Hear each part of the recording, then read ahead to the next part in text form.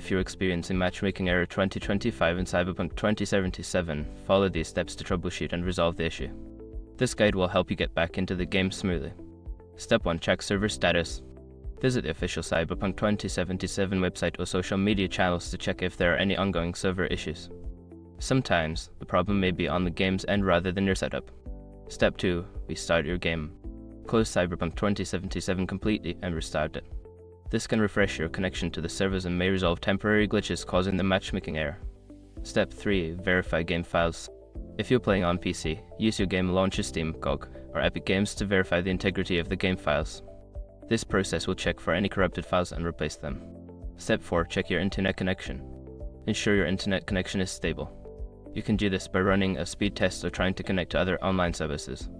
If your connection is weak, consider resetting your router or switching to a wired connection.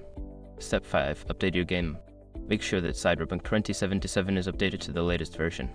Check for any available updates through your game launcher and install them. Keeping your game up to date can fix bugs and improve matchmaking. By following these steps, you should be able to resolve the matchmaking error and enjoy your gaming experience. If the issue persists, consider reaching out to the game support team for further assistance.